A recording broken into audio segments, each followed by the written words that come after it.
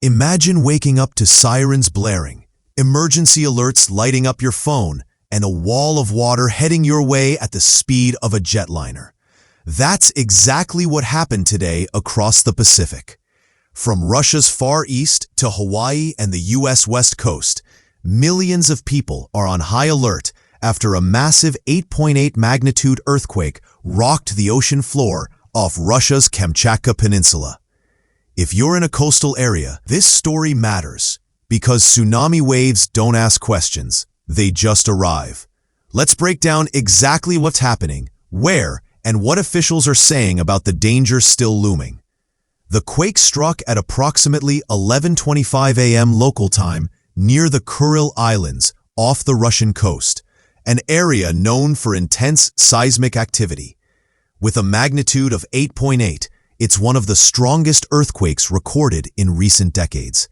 According to geologists, such a powerful event releases energy equivalent to hundreds of atomic bombs. And when that much energy hits the ocean floor, it displaces a massive volume of water, setting off tsunami waves in all directions.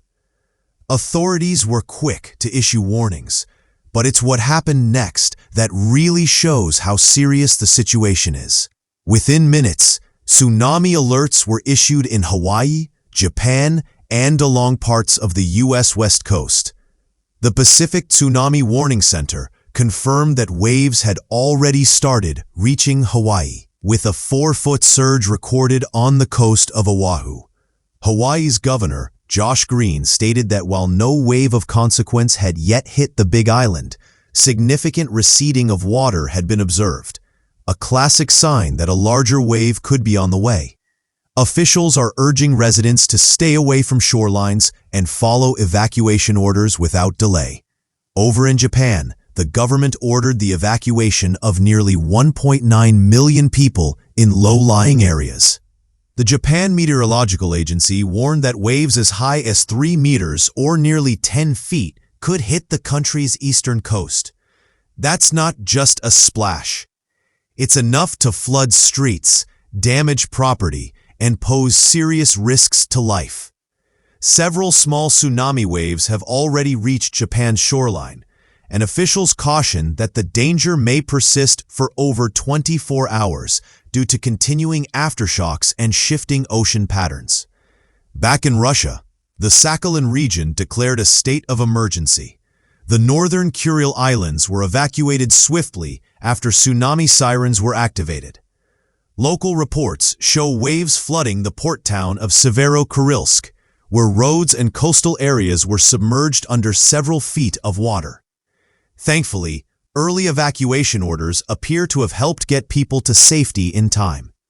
Russia's emergency services are monitoring the area closely, but damage assessments are still ongoing. Meanwhile, the U.S. Coast Guard has ordered all commercial vessels to evacuate Hawaiian ports. Incoming flights to Honolulu have been rerouted mid-air, and several airports across the islands are on standby.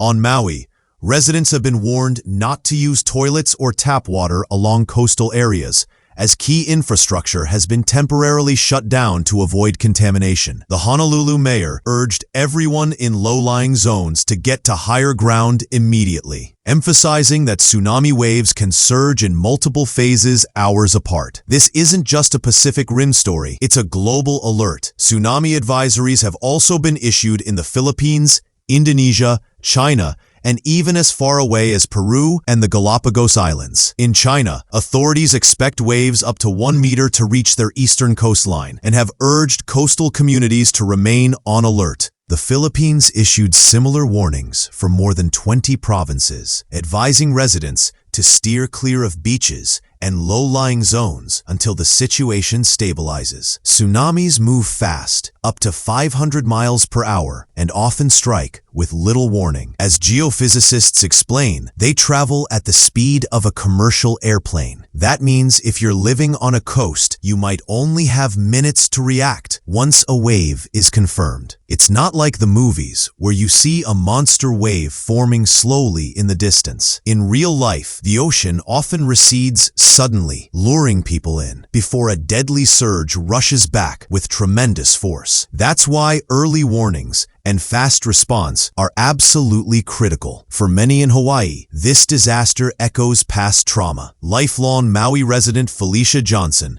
compared it to the devastating Lahaina fires from 2 years ago. She told the BBC that she saw the ocean recede dramatically, then begin to rise again. Not taking any chances, she packed up her family, dogs, and even a few survival tools to spend the night in the mountains. Her message is clear. This time, we have warning. If we don't go, it's on us. Stories like hers are a reminder that preparedness saves lives. As of now, emergency services are continuing to monitor coastal zones around the Pacific. No major injuries have been reported in Hawaii or Japan yet, but the situation remains fluid. Authorities are urging everyone to stay informed through official channels and avoid spreading unverified information online. Tsunamis aren't just a single wave. They can come in sets and vary in size. Until the all clear is given, it's better to stay put and stay safe. We'll keep tracking this story and bring you the latest updates as they come in.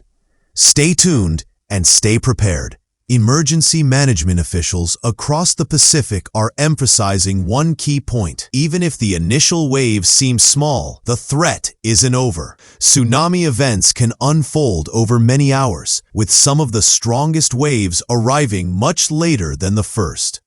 That's why residents in affected zones are being told not to return to coastal areas until an official all clear has been issued. In past tsunamis, second or third waves have often caused the most damage. It's not about panic, it's about patience and awareness. Tsunamis are unpredictable by nature, and each region experiences them differently depending on shoreline shape, tide levels, and ocean depth. Meanwhile, scientists and geologists are studying the quake and its aftershocks to better understand what might come next. The epicenter was located near a subduction zone where one tectonic plate dives under another, which is known for producing powerful quakes and dangerous tsunamis. While the U.S. Geological Survey continues to monitor seismic activity, early models suggest that more aftershocks are likely in the coming days. These can sometimes trigger additional tsunami waves or destabilize underwater landslides that displace water. That's why warning systems remain active and constantly updated, even after the initial event has passed. As this situation develops, the takeaway is clear. Early warnings, responsible media coverage, and public readiness can make all the difference. From coordinated evacuations to public service alerts, the global response to this quake shows how interconnected our disaster systems have become. Whether you're in California, Japan, or the Philippines, staying informed through trusted sources is the best way to stay safe.